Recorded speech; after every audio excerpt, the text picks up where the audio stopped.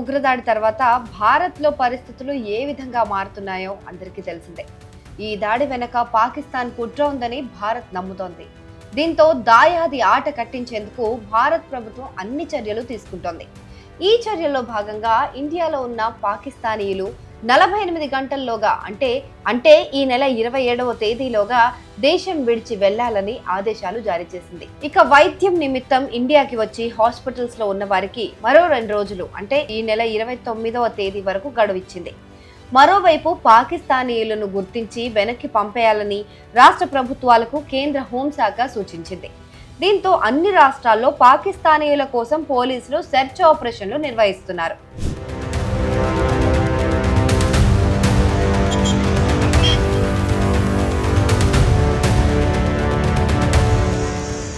పాకిస్తానీల కోసం గుజరాత్ లో పెద్ద ఎత్తున జరిగిన సెర్చ్ ఆపరేషన్ లో చట్టవిరుద్ధంగా నివసిస్తున్న 1024 మంది బంగ్లాదేశీలను పోలీసులు అదుపులోకి తీసుకున్నారు.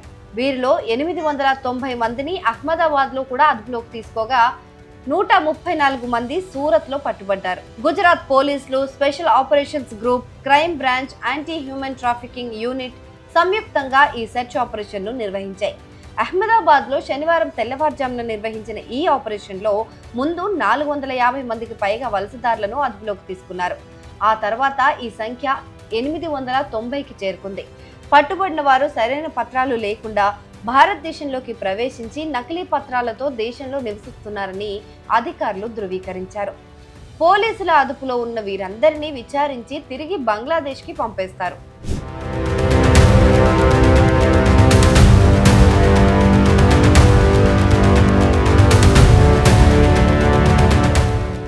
అయితే గుజరాత్ లో జరిగిన ఈ భారీ ఆపరేషన్ పై రాష్ట్ర హోంశాఖ మంత్రి హర్ష్ సంఘని స్పందించారు. శనివారం తెల్లవారుజామున 3 గంటల నుంచి రాష్ట్రంలోని పలు నగరాల్లో పోలీసులు పెద్ద ఎత్తున తనిఖీలు చేపట్టారని, ఇందులో భాగంగానే అహ్మదాబాద్ లో 890 మందిని, సూరత్ లో 134 మందిని అదుపులోకి తీసుకున్నట్లు హోంమంత్రి తెలిపారు. వీరంతా పశ్చిమ బెంగాల్ సరిహద్దులు దాటి భారత్లోకి ప్రవేశించినట్లు పేర్కొన్నారు. అక్కడ ఫోర్జరీ పత్రాలు పొంది దేశంలోని వివిధ ప్రాంతాలకు వెళ్లినట్లు తెలిపారు.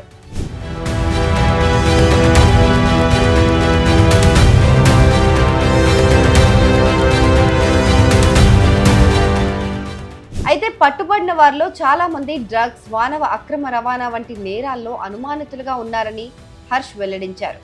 ఇటీవల 4 బంగ్లాదేశీలను అరెస్ట్ చేశారు. వారిలో 2 అల్-ఖైదా స్లీపర్ సెల్స్ తో కలిసి పనిచేస్తున్నట్లుగా గుర్తించామని చెప్పారు. ఈ క్రమంలోనే తాజాగా భారీ ఆపరేషన్ కూడా చేపట్టామని, వీరందరి పత్రాలను పరిశీలించిన తర్వాత త్వరలోనే దేశం నుంచి పంపించేస్తామని హర్ష సంఘవి వెల్లడించారు. ఇక రాష్ట్రంలో పాకిస్తాన్ జాతీయులు ఎవరైనా ఉంటే కేంద్రం తీసుకున్న నిబంధనల ప్రకారం వారు కూడా వెంటనే గుజరాత్ ను వీడాలని స్పష్టం చేశారు. చట్ట వ్యతిరేకంగా దేశంలో ఉండే వారిపైన న్యాయపరంగా కఠిన చర్యలు తీసుకుంటామని హెచ్చరించారు. అక్రమ వలసదారులు వెంటనే పోలీసులకు లొంగిపోవాలని సూచించారు. बंगाल के मैक्सिमम डॉक्यूमेंट्स बंगाल के अंदर से वो लोग ने फेक डॉक्यूमेंट्स क्रिएट किए थे जो पकड़े गए और उस पर भी तहकीकात चालू है। अमित चावड़ा, कांग्रेस के अमित चावड़ा कह रहे हैं कि इतने सारे बांग्लादेशी आ गए, सरकार अब तक क्या कर रही है? वही विषय समझने जैसा है और इतने सालों से इन्हें यही विषय समझने की आवश्यकता थी।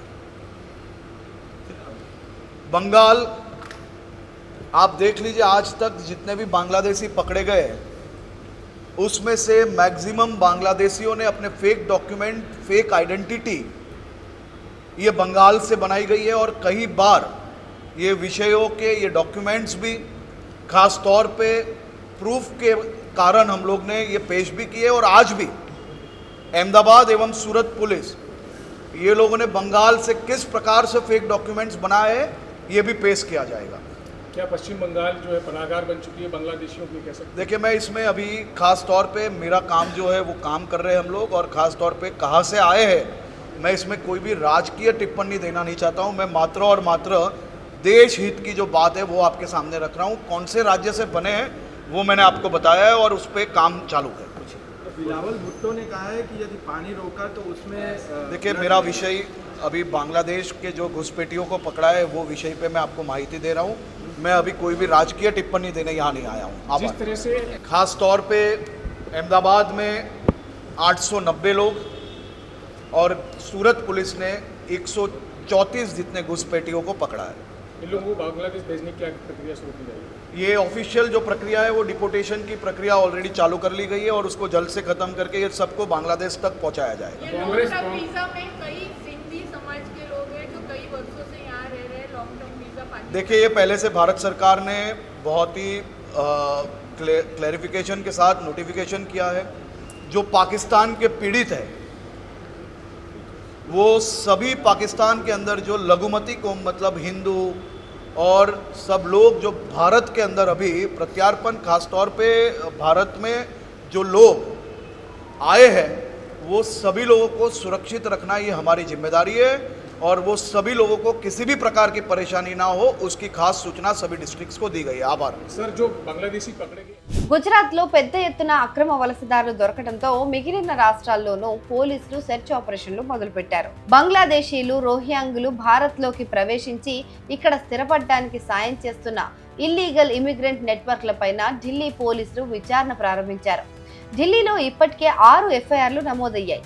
ఏజెంట్లు నకిలీ భారతీయ గుర్తింపు పత్రాలను సృష్టించడం, ఇల్లు ఉపాధిని ఏర్పాటు చేయడం వంటివి దేశద్రోహం కిందికి వస్తాయని, అలాంటి వారిపైన కఠిన చర్యలు తప్పవని ప్రభుత్వ వర్గాలు చెప్తున్నాయి. ఇలాంటి ఏజెంట్లను గుర్తించడం పైన ప్రత్యేక దర్యాప్తు బృందాలు ఇప్పుడు దృష్టి సారించాయి. గడిచిన 2-3 వారాల్లో ఢిల్లీలో అనేక అరెస్టులు జరిగాయి.